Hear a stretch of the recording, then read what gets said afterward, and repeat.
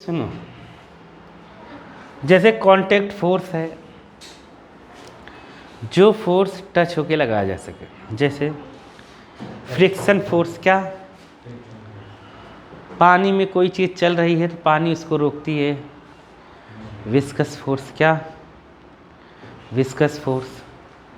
Air में कोई चीज़ चल रही है तो एयर उसको रोकती है, तो क्या हो गया? Air resistance. ये सब कांटेक्ट फोर्स है। क्या है?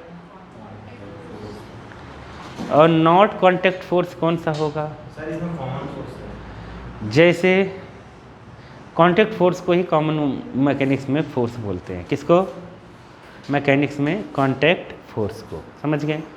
समझ गए कांटेक्ट फोर्स। जैसे बस चल रही है तो बस के पहिए और रोड के बीच लगेगा फ्रिक्शन, तो कांटेक्ट फोर्स। हमने बस पे ब्रेक मारा, कांटेक्ट फोर्स। नहीं समझे क्या? नॉन कांटेक्ट कौन सा होगा?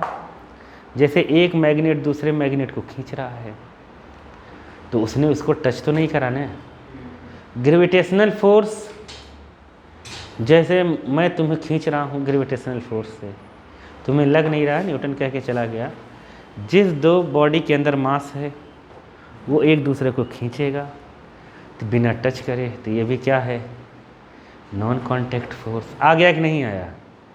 चार्ज खींच जाता है। जैसे देखो, तुमने स्केल को ऐसे बाल में रगड़ के पेज उठाया होगा तो तुम स्केल पेज से टच नहीं होता लेकिन पेज को खींच लेता है, सर वो तेल लग जाता है। तो इलेक्ट्रोस्टैटिक्स फोर्स। कौन सा फोर्स? नहीं समझे? टच नहीं करके जो फोर्स लगे वो क्या है? Non contact force. तो अपने को यहाँ पर नॉन कांटेक्ट फोर्स नहीं पढ़ना है। क्या नहीं पढ़ना है? नॉन कांटेक्ट फोर्स नहीं पढ़ना है। अपने को केवल क्या पढ़ना है? केवल क्या पढ़ना है? हाँ, कांटेक्ट फोर्स। तो कांटेक्ट फोर्स में जैसे यहाँ पर दिया हुआ है एक थोड़ा सा अच्छा सा एनसीईआरटी में, स्प्रिंग देखे होगे तुम लोग। स्प्रिंग समझ गए? स्प्रिंग पे अगर हम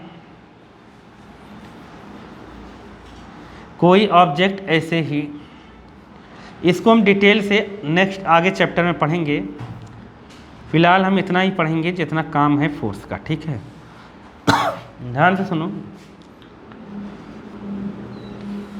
मास m है,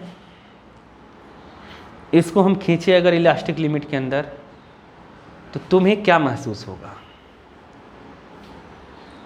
क्या महसूस होगा? हाँ, अनपढ़ हो एकदम। जब इसको पकड़ के ऐसे खींचोगी तुम्हें ऐसा महसूस होगा ऊपर भी कोई खींच रहा है। नहीं आया समझ में? नहीं होगा? नहीं होगा। अगर इसको ऐसे दबाओगी तो तुम्हें क्या महसूस होगा?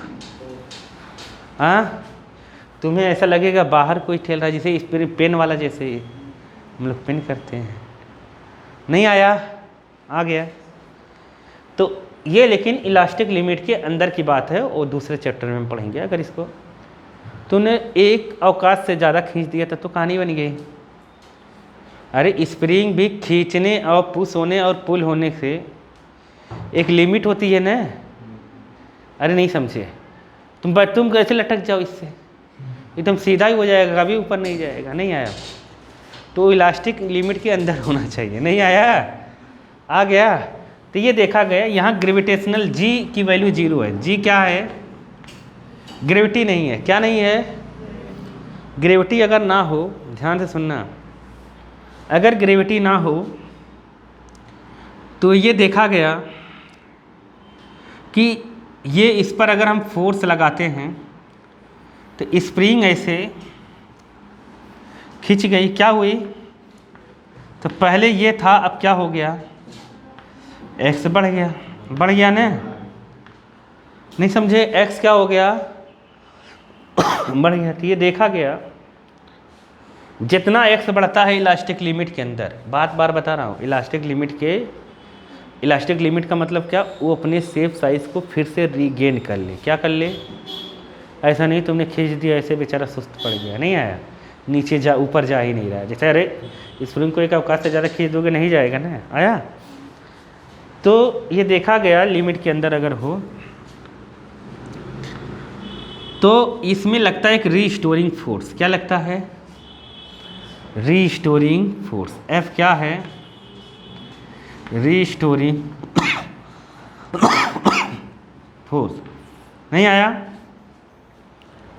तो ये रीस्टोरिंग फोर्स डायरेक्टली प्रोपोर्शनल है डिस्प्लेसमेंट के। किसके? डिस्प्लेसमेंट के। F directly proportional to X. नहीं आया? आ गया ना? लेकिन ये इलास्टिक लिमिट के अंदर होना चाहिए। ये ऐसे एक्स भी बना सकते हैं, वाई भी बना सकते हैं, तुम्हें जो बनाना हो, यहाँ बस डिस्प्लेसमेंट होना चाहिए। आया कि नहीं आया? डिस्प्लेसमेंट भी एक वेक्टर क्वांटिटी, एफ भी एक वेक्टर क्वांटिटी, डिस्प्लेसमेंट भी वेक्टर क्वांटिटी और एफ भी वेक्टर क्वांटिटी। तो जब ये प्रोपोर्शनल का साइन हटेगा तो माइनस आएगा। क्या आएगा? माइनस क्यों आएगा? तुम लोग समझ गए होगे। जब डिस्प्लेसमेंट इधर हो रहा है तो इसमें एफ ऊपर लग रहा है। नहीं आया? डिस्प्लेसमेंट नीचे हो रहा है तो एफ किधर लग रहा है? ऊपर। नहीं समझे? नहीं समझे? तो डिस्प्लेसमेंट और एफ की डायरेक्शन अपोजिट है। क्या है? ये माइनस इसलिए आया, नेगेटिव साइन क्यों आया? क्योंकि क्यों आया? Direction of F and X क्या है? Are opposite. क्या है?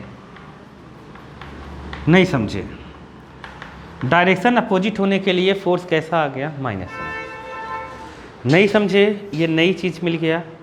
अगर हम मैग्नीट्यूड की केवल बात करते हैं, मैग्नीट्यूड केवल लगाएं हम यहाँ पर, तो केवल के बचेगा। क्या बचेगा? के। मतलब एफ क्वेश्चन सॉल्व करते वक्त माइनस नहीं लगाना है, ये मैग्नीट्यूड का फॉर्म है। माइनस खत्म हो जाएगा।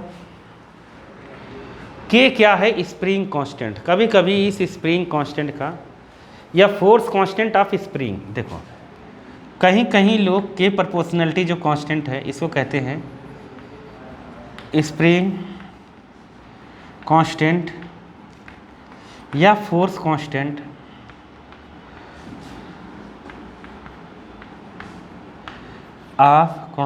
Of spring. किसका? स्प्रिंग। आया समझ में कि नहीं आया? समझ गए? तो कभी फोर्स कांस्टेंट की यूनिट पूछे, क्या पूछे? यूनिट।